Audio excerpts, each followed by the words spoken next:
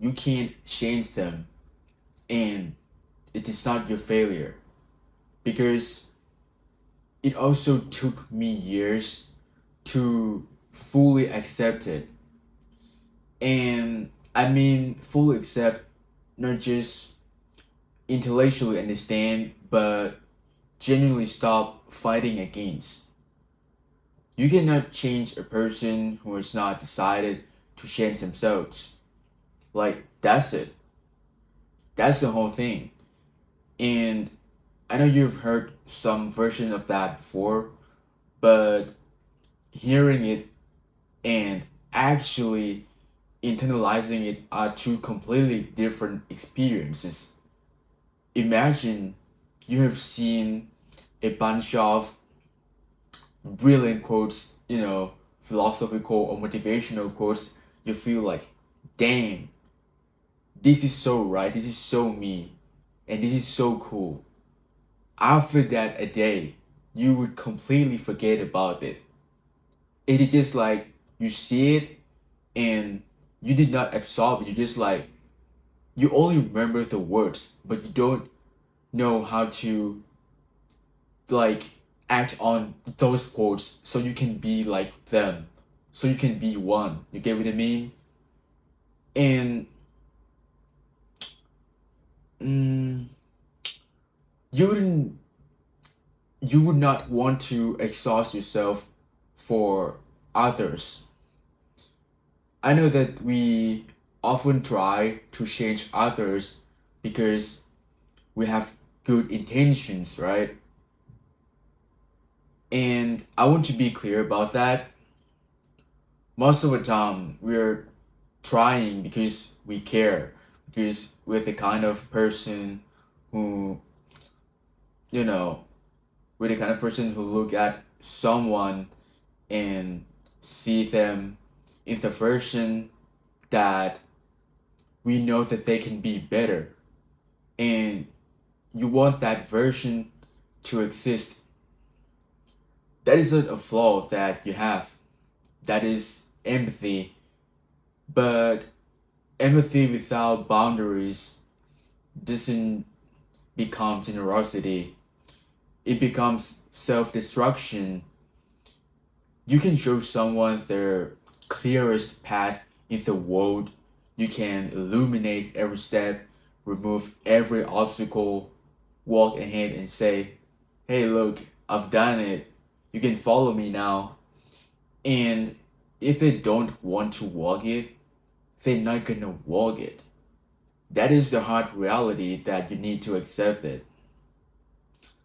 So you probably ask, so why do we keep trying? Why do intelligent people, and I mean genuinely intelligent people, repeatedly invest in something that keeps returning nothing? The ROI is probably minus 10 or 20 even, because of a cognitive trap. We assume other people are built like us. If someone showed you the direct consequences of your behavior, you would reflect on it. You would feel some discomfort. You would want to do better. So naturally, you assume unconsciously and automatically that showing them will produce the same result, but realistically, it won't.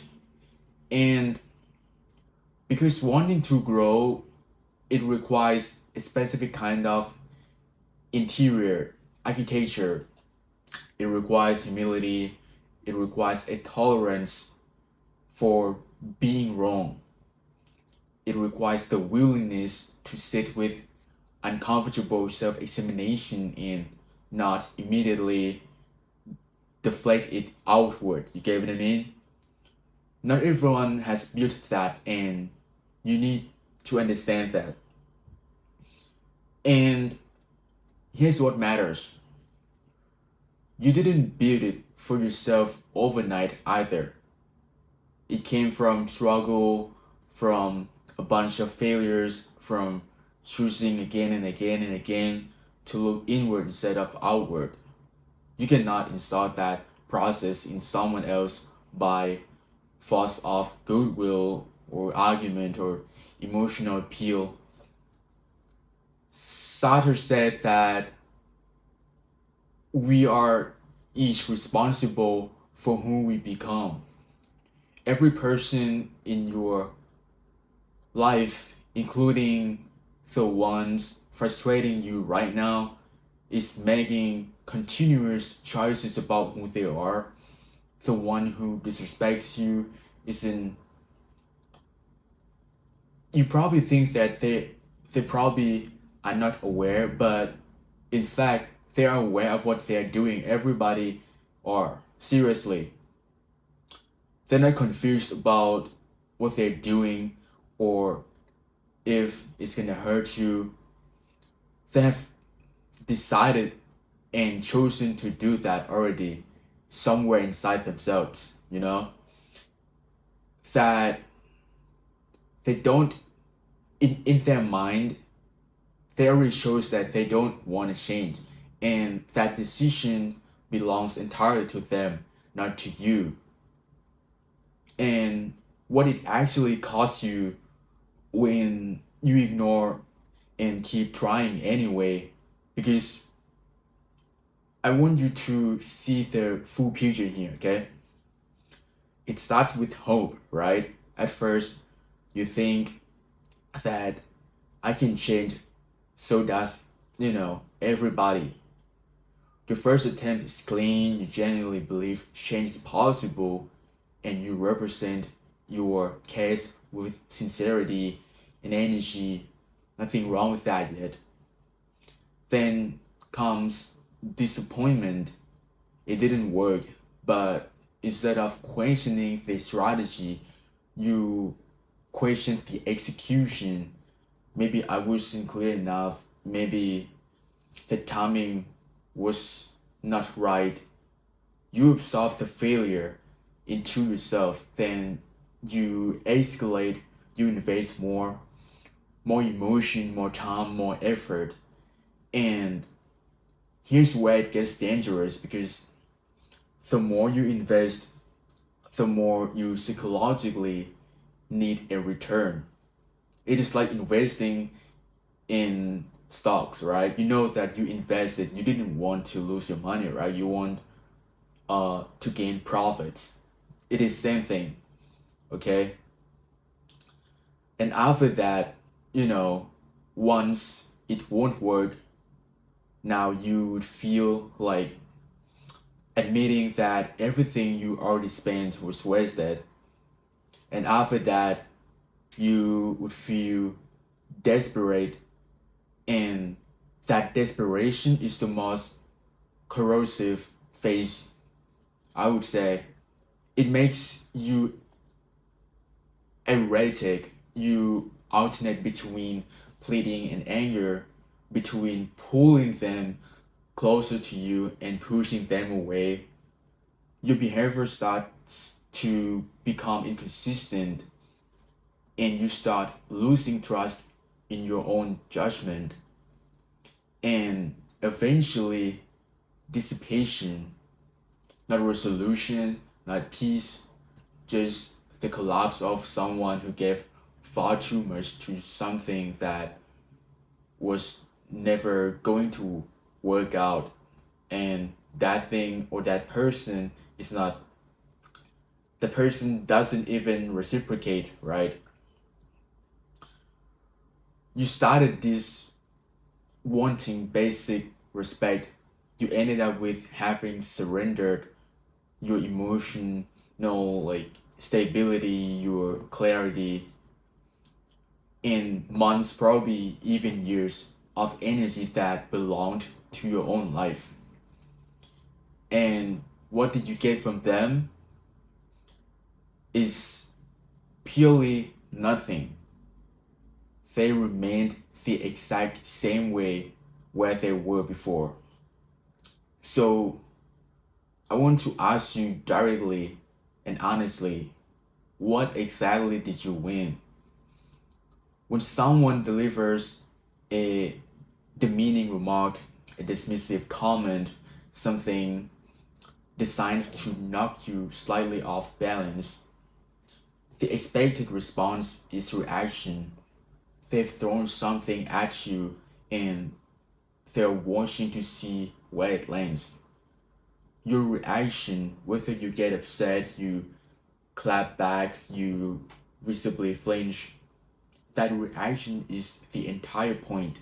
It tells them that their words have power over your internal states.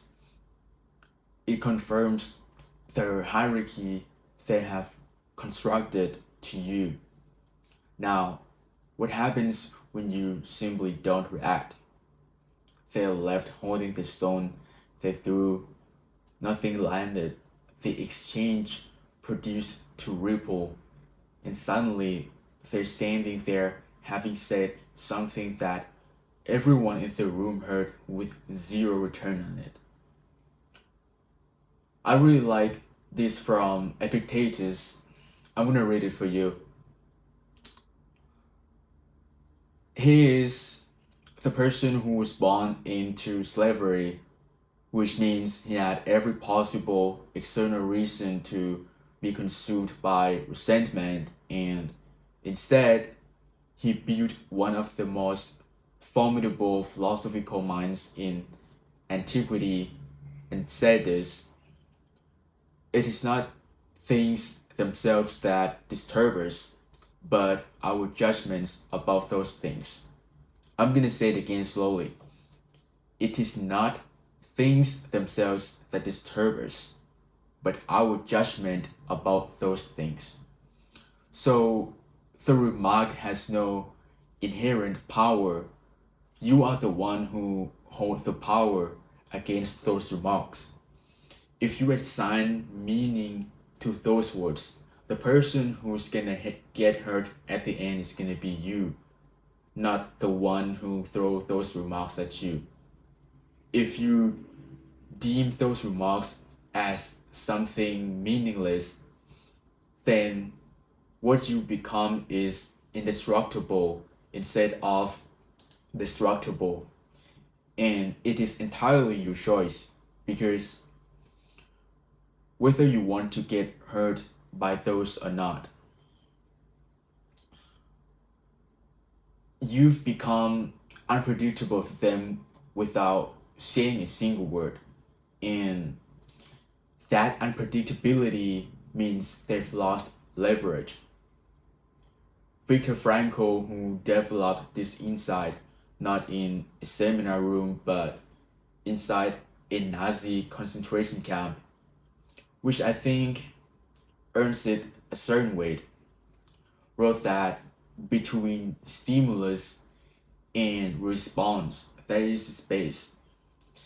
And in that space is our freedom. The remark is stimulus, the silence is the space, and the space is yours. Nobody can take it from you unless you surrender it.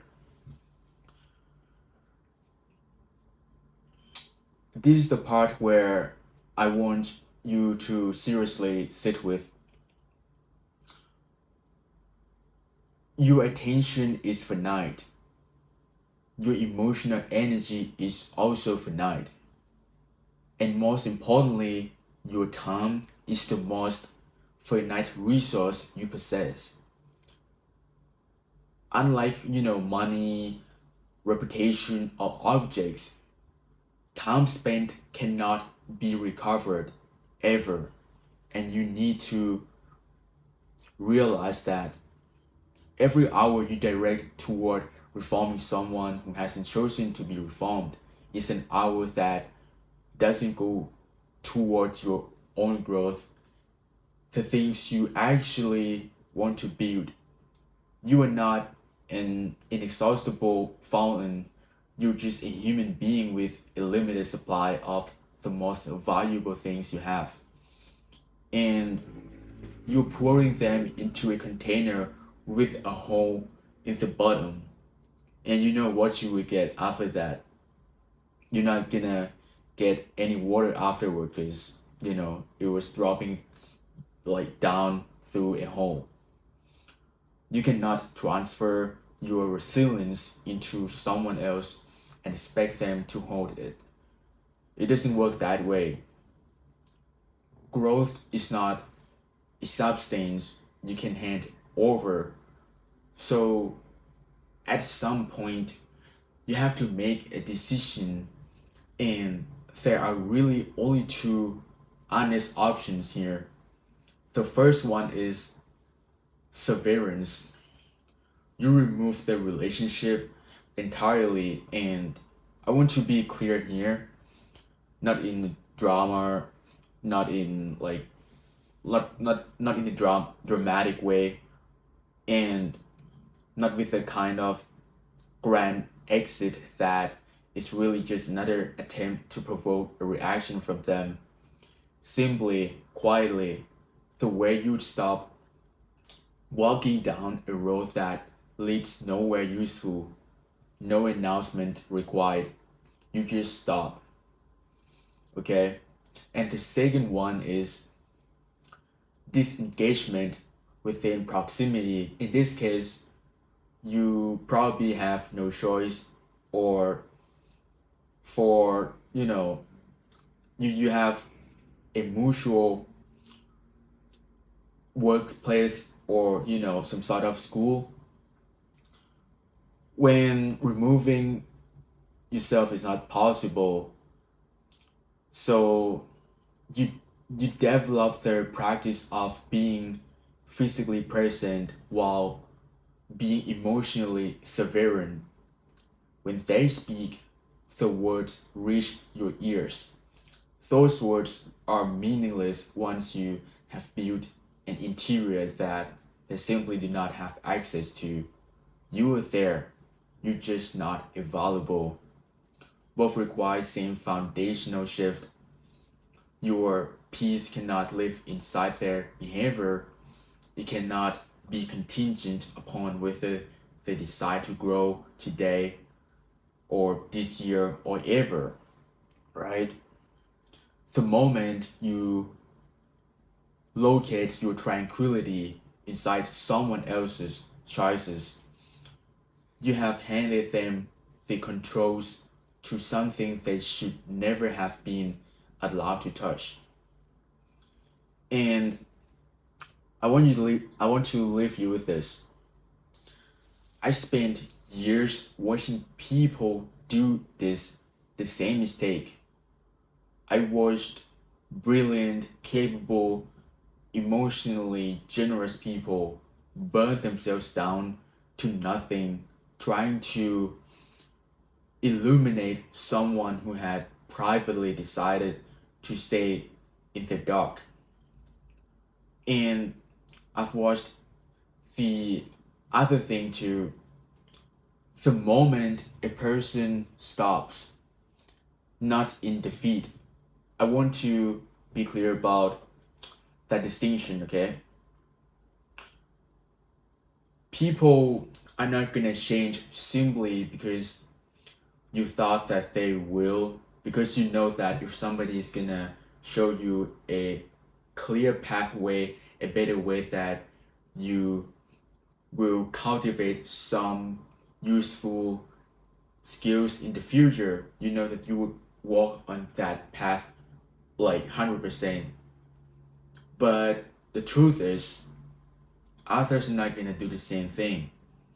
They have their own belief system, so they're not gonna respond to your help, like respond to the help the same way that you will. So end of the day, it is contingent upon individuals. You cannot change them. Accept it not as a failure, but as a fact. The way you would accept any other fact about how the world operates. You work with reality as it is, not as you wish it would be. But what you can do is with real consistency, with practice, with a kind of patience, you were wasting on the wrong person, the wrong thing, the wrong people, is change yourself, your reactions, your boundaries, where you place your energy, what you tolerate in proximity to your life. That jurisdiction is yours entirely, and it has always been.